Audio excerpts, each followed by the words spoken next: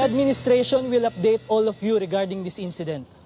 For now, we are all grateful na ligtas ang lahat. Ingat ho tayong lahat sa pag-uwi.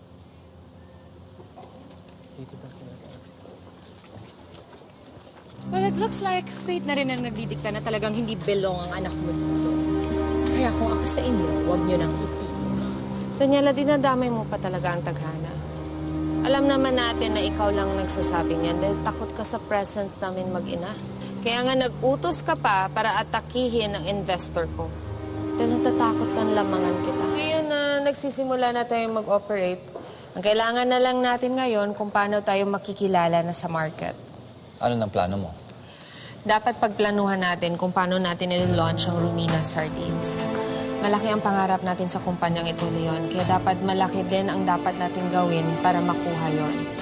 Ngayon na may mga investors na tayo, malaki ang tiwala ko na magtutuloy-tuloy na ito.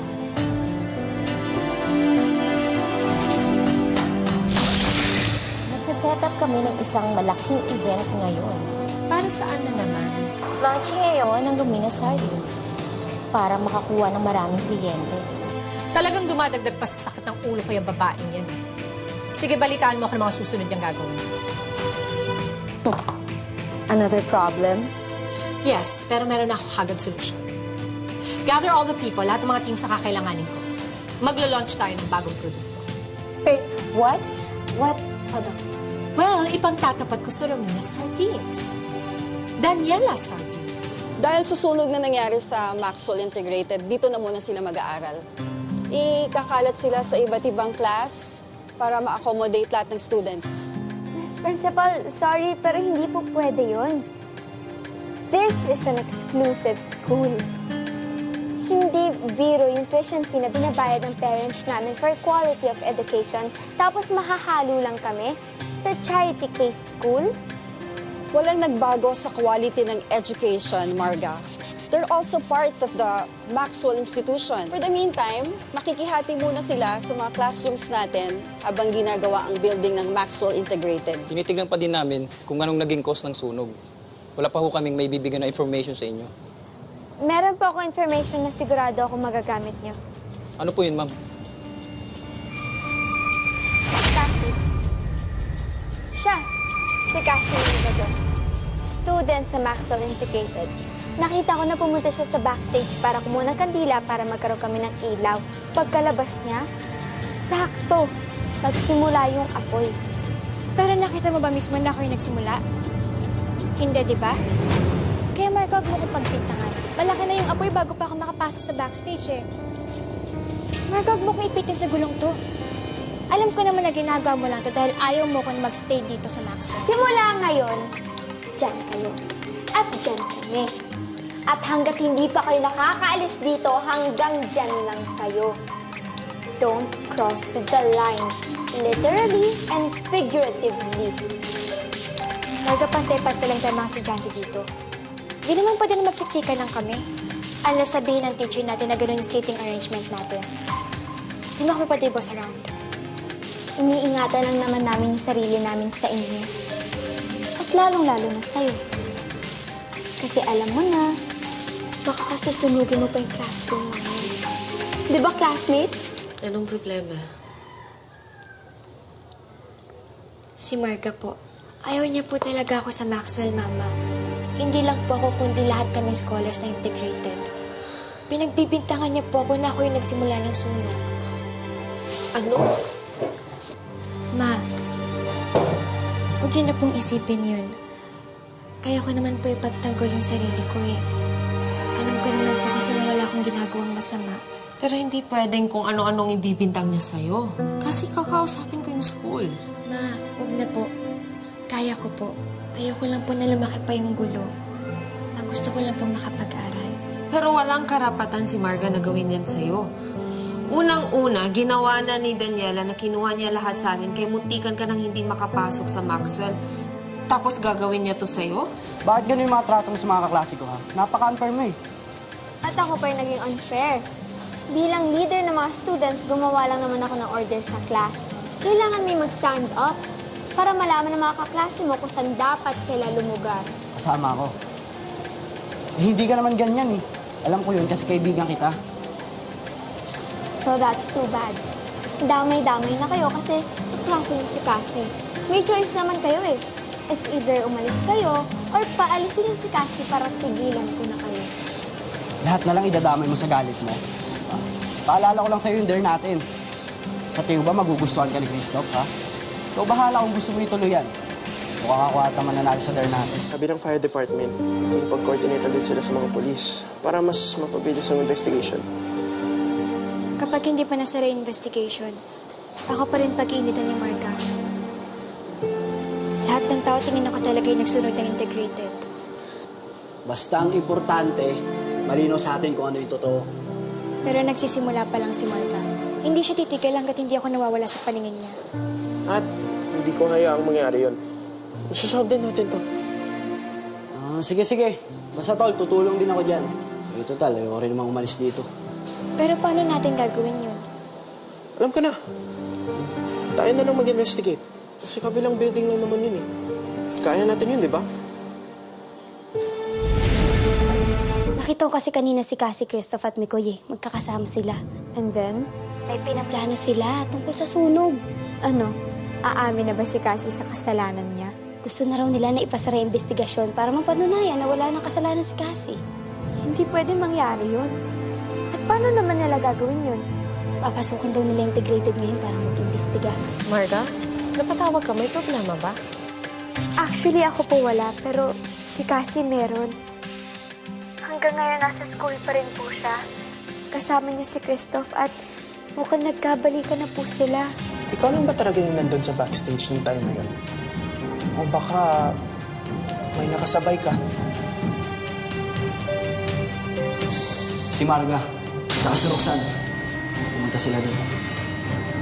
Anong ginagawa nila doon?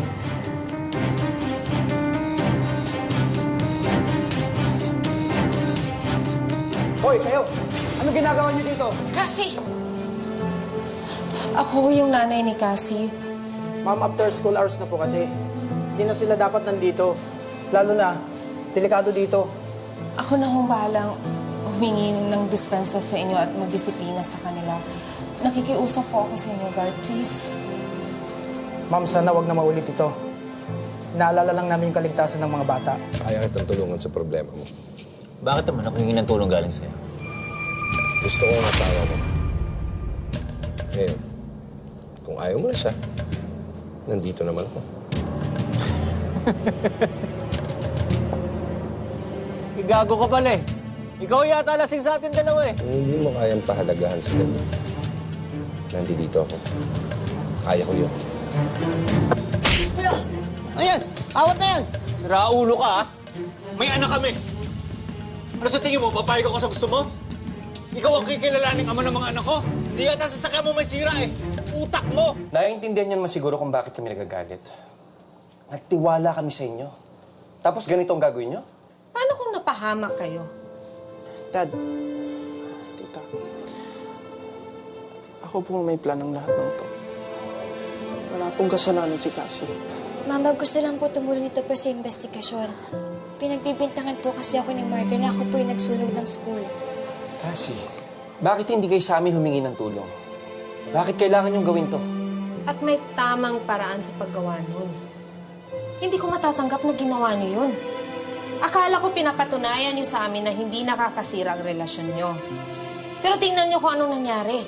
Paano kung nakasuhan kayo? Christoph, I'm so disappointed. Nag-usap-usap na tayong lahat tungkol dito. Hindi na ako papayag na magkasama kayo ulit. Ipapahamak niyo lang ang isa't isa. Nasabihan ba si Dad nila na ngayon ang pre-trial namin? Oo, nabigay sa kanya yung summon. O, nasan siya?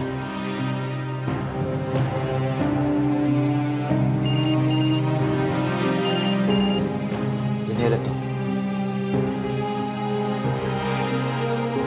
Hello? O, nasa ka na? Ngayon ang pre-trial natin. Alam ko at nasa schedule ko yon. Pero may problema si Marga sa school, kailangan niya ako. Ano mong sabihin nun? Hindi ako makaka-attend ng pre-trial natin. My daughter needs me.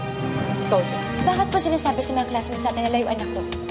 Dahil ayaw naming mahawa sa kamalasan mo. Bakit? May pruweba ka ba na ako talaga yung nagsimula? Porke ba ako yung nasa backstage ako na agad? Paano naman ibang nagpunta doon na hindi natin nakita? Trina, wala akong dahilan para gawin yun. Yung sinasabi ni Marga, hindi yun totoo. Kahit na, kung ikaw man o hindi ang nagsunog, nadadamay pa din kaming lahat sa away ninyong magtita. Kaya mas mabuti nang layuan ka namin kaysa mawalan na naman kami ng school, kakadikit sa'yo. Hindi biro ang binabayad nating tuition fees dito. That's why I'm filing for a petition. Tanggalin ang mga Maxwell Scholars sa Maxwell International. Sa kanila naman ang galing ang dahilan, di ba? Si Cassie ang nagsimula ng sunog kaya nawalan sila ng school. Why do we have to suffer the consequences ng mga bagay na ginawa nila?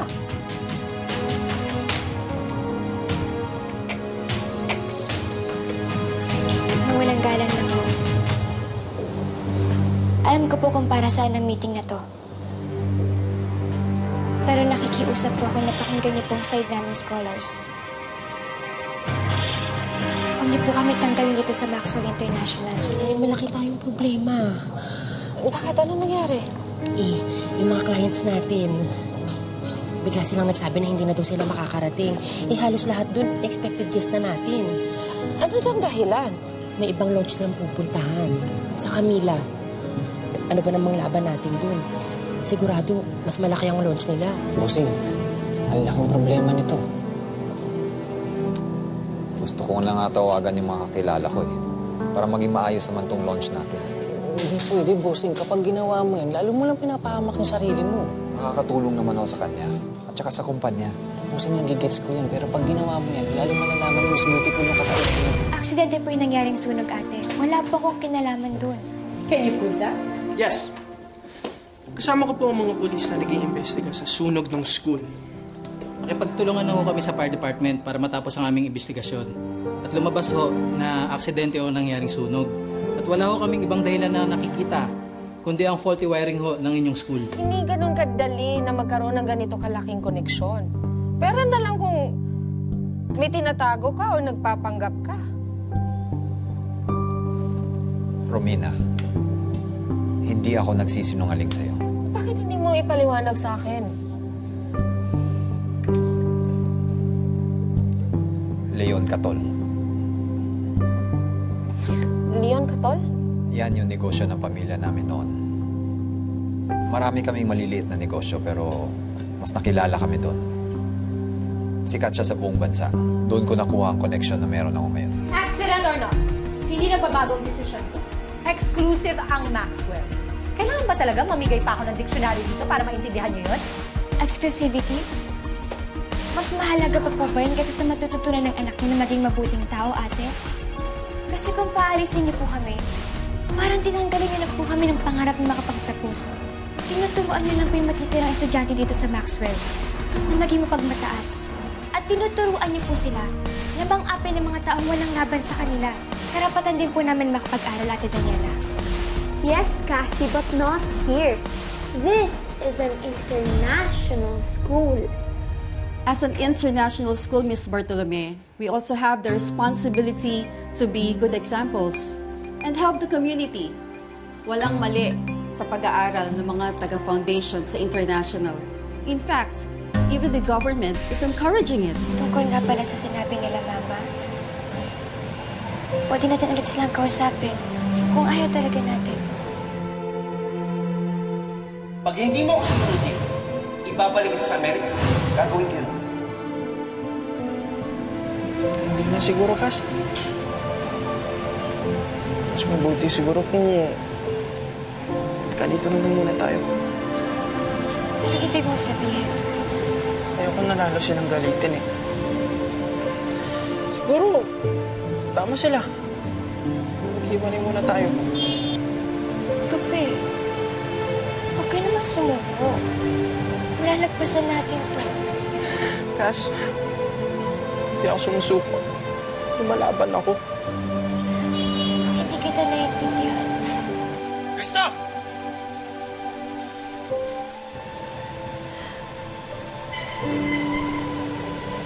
I'm sorry, Cass. Tupe, dami namang ibang mga schools dyan. Bakit kailangan ipagpilitan niyo pang sarili niyo dito sa Maxwell? Bakit po ba kayo umabot sa ganyang pag-iisip, ate? Natatakot po ba kayo na dito pa rin ako sa Maxwell mag-aral dahil magtatapat kami ni Marga? O dahil maging parte pa rin ako ng buhay niyo? No, Cassie. Dahil alam ko naman kaya kang talunin ni Marga. And yes, pero hindi ako natatakot na maging parte ka ng buhay namin. I despise na magkaroon pa tayo ng koneksyon. Pamilya po tayo, Ate Daniela. At sa gusto niyo po, magkapatid tayo. Nakalimutan niyo na po ba yung sinabi ni Daddy? Kung nandito lang po siya ngayon, patitigilan ka niya ngayon sa ginagawa mo, Ate. Huwag mong idadamay si Daddy dito sa usapan na to, ha? Hindi tayo magkapatid. Hindi ka Mondragon at kahit kailan hindi ka magiging Mondragon. Yan ang saksak mo sa isip mo. Ate, bitawan mo ko! Ate, nasasaktan ako! Ate, tama na! Ate, tama na! Bitawan mo anak ko! Kapag nagkaanak tayo, hindi ko gagawing pagkakamali yung ginawa ko kay Joe. Anak? Oh, anak. Yun ang magiging junior ko. Malay mo. Yung magiging anak natin, baka dyan ako siswertehin. Ulas, huwag kang kapagsalita ng ganyan. Set up pa lang natin, weirdo na. Kasama pa natin yung asawa mo dito sa bahay. Alam mo, hindi magandang magpalaki ng bata. Hindi, palayasin ko si Mirna. Hindi ako pwedeng mabuntis. Kung di malalayo sa akin si Mirna, hindi pwede. Anong nangyari, Savannah? I thought you had this under control. Dani, yun din ang akala ko, pero hindi ko naman alam na maraming connections ang stepmother mo. I mean, in a short period of time, nagawa niya magpalit ng guest list. I know that man. Si Alejandro San Andres ng HKM Mall? Anong ginagawa niya dyan? Matagal na natin kliyente yan. He's very loyal to Dad. Well, Dani, wala na yung daddy mo. So I guess mas pinili niya maging loyal kay Romina over you. Then give him a call. Tell him bibigyan natin siya ng consignment discount ko. Okay. Dani, I'm sorry, pero hindi talaga gumana ang convincing powers ko. Okay na raw doon si Mr. San Andres. Why? Well, nakapag-commit na raw siya sa business partner ni Romina. Business partner? Sino na ang business partner niya? Some guy called Leon Herrera. Who is he? I've never heard of him. I don't know. Pag kung tinutulungan niya si Romina manalo, kailangan ko siya makilala.